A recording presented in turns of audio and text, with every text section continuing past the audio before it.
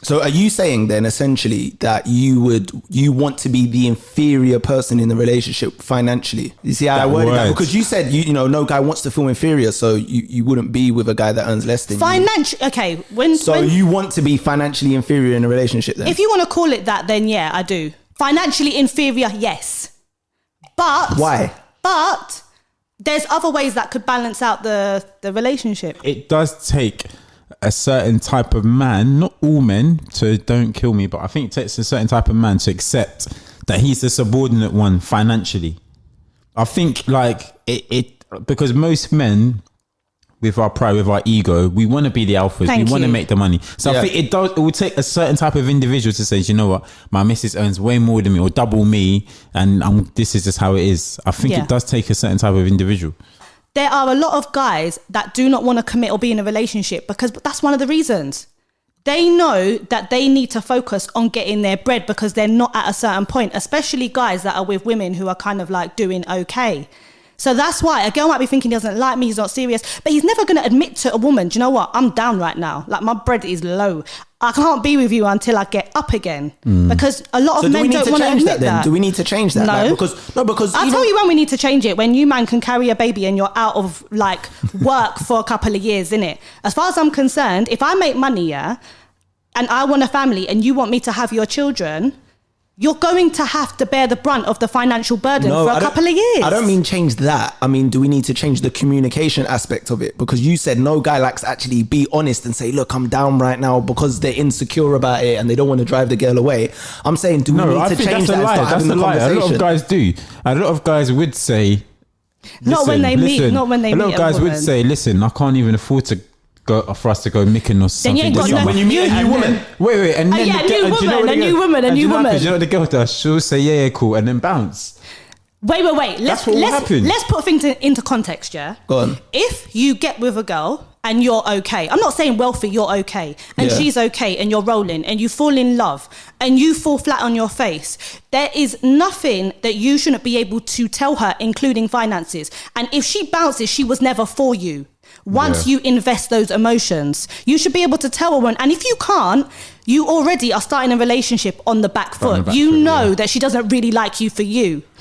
But if you meet a woman, draw her in a club, second date, babes, you know what, this is the last date. It's going to have to be a chill at home vibe, Netflix. Yeah. Because I'm broke.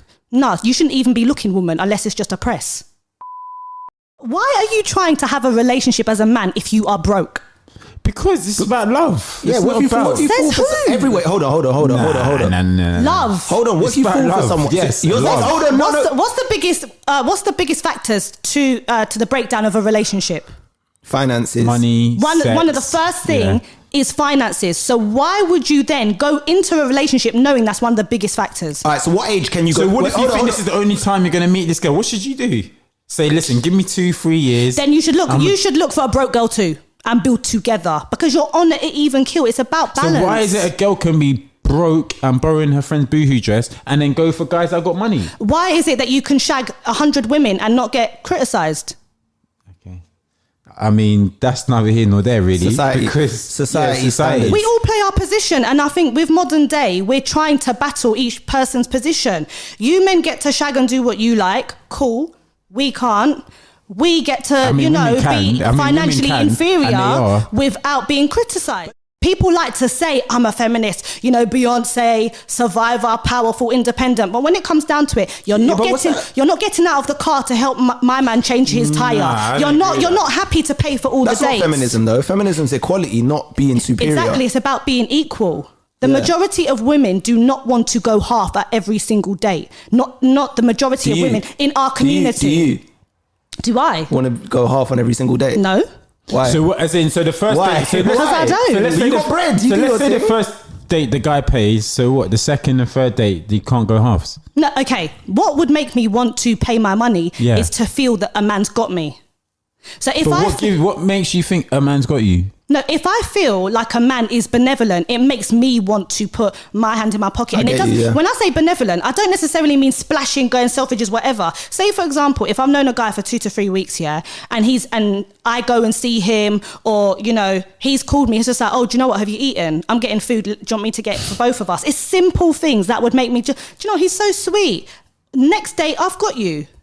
But if I feel like the man has not made no effort for the small things of checking in on me about various things, okay, I might say in conversation, oh, do you know what? My radiator needs changing, or my windscreen wipes a mess. I need someone to look at it. Oh, babes, let me sort that out for you. It's not a great finance, but you've got me in it. You've got me. When I was living in Barbados and I came with my little London attitude, whatever, a guy said, why are you even bringing out your wallet? You're disrespecting me. Like, what? You're embarrassing me. You've come to this place with me. All of my friends are here. We're all businessmen, and you're offering to pay for my drinks. Don't do that again.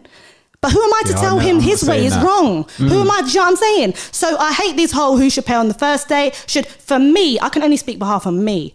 I know my personality will automatically make a man feel that, you know, I've got a big character. Yeah. So if I'm going to say, oh, babes, are you on job this? I hope you're ambitious, because I am. I want to help you do better. Then I'm also saying, well, actually, I own like 20 bags more than you. He's going to feel emasculated. It's not because I want his money. I never want a man's money. Yeah, but this is what I get accused for a lot, because probably I don't get caught up in the beginning stages of the airy fairy. I like him so much. Oh, my God. Because I see how you have this great chemistry, right? Mm.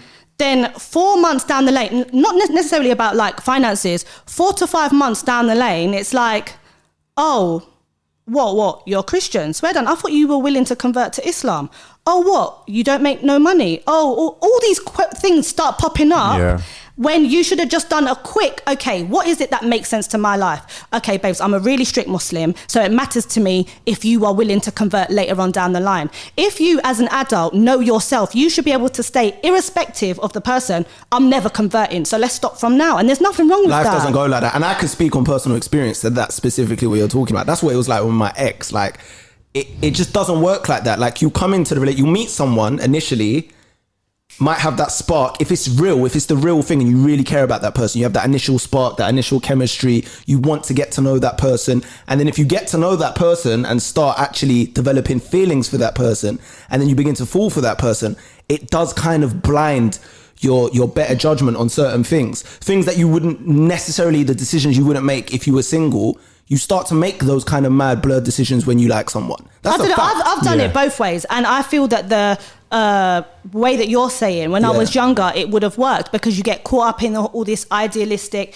you know, you're probably not ready to buy a house, you're not, you know, certain religions don't really matter, you're just gassed on, oh, my days, when is he going to call me and all that stuff. But realistically, if you're ready at a certain point in your life to buy a house, to have children, there's certain things fundamentally that are important to you that you should have those conversations before getting caught up. But you're looking at but then you end up looking at a relationship almost like a business partnership, like a prospective business partnership. Like, this person's not only going to be my life partner, but this is going to be my business partner for life. I think those marriages are probably more successful. Then you can find marriages that aren't as in like a business partnership rather than just pure love. And you know why? Because that idealistic, gassed chemistry love does not last. Yeah.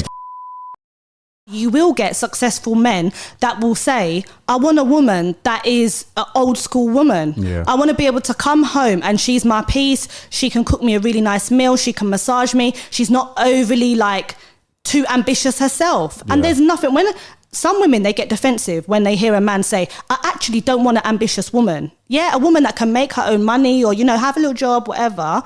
But a successful man, it's not necessarily for them to have a woman that's the same. Yeah. And then my thing is, when you have a massively ambitious woman who's highfalutin and a man who is looking after your picnic. Yeah, but you know what? Why have children? Why have them? Yeah, I get nanny here, daycare there. The child's not even 3 months old. It's not necessarily about the money. It's about him not feeling emasculated. When you meet a certain woman, you have to feel like an alpha male if she's got a strong personality. But listen, I find ambition in a female attractive. I think that's attractive. Like, I don't want a female Sounds that's bummy good. that I'm taking care. No, but Sounds but good. I do find it attractive though. Sounds find it good. attractive. It's very attractive. But I don't find it So attractive. you man say. So you man say. I find it Nah, attractive. I find it Wait, attractive. I'll break it down in a I find minute. it attractive at the start, but I don't think I find it attractive when she's like, Thank listen, you, real. I can't do this because I'm going up here, or I've got Thank to wake you. up at 5, so we can't go out. Or I've got to do this. So that's not for me. That's not really that. Men appealing. will say. That's for me anyway. Yeah. Men will say, it's like women too. I'll give you both scenarios. Men will say, I like a powerful woman. I like an opinionated woman. I like an ambitious woman. A woman who knows her own mind. All those women, you cannot pull the wool over their eyes oftentimes. And that's frustrating for a man. It becomes a chore because then she doesn't just accept everything you say. Yeah. So Yeah, but then also, but also when you've got someone that accepts everything you say like that and then falls into that routine of someone that, can you cook, can you clean, or whatever it happens to be, right? You also then begin to lose interest because it's just like, yeah, this person's not challenging me at all. Like, that's this person ain't pushing me to be a go-getter because everything's just easy. Like, I told them to do this, they do it. That's dead. Like, why would you? I can see how, me personally, I would lose attraction for that. You've gone from one extreme to the other. Yeah, that's extreme. I'm talking about the powerful woman who has opinions, that's driven, all the rest of it. If you are the same, that can be to a man headache in practice. Yeah. Theoretically, it looks good. Power woman, my woman, blah, blah. But when you've just been to 5 meetings that are extremely contentious or challenging, you don't want to come home and your woman's like, well, I've got this other business plan. Let's talk about that. Well, why do you think that? No, XYZ. It's, babes, I wanted to come home, sexy bit of lingerie, not too many opinions. Like, do you know what I'm saying? Yeah. And then on the other hand, that's the dons, all right, Yeah, but then. I think On the other hand, with be careful what you wish women for. always say, I love a boss man, an entrepreneur, blah, blah, blah. But when your man's flying out to different countries and he hasn't been back home for 2 weeks, my man, you've never got time for me. But I thought you liked a successful entrepreneur as a man. Yeah. Well, So that's why- people like things in theory, That's but what I was in gonna say. practice, it's a next People thing. always think what they like is what they like until It's they not. get it.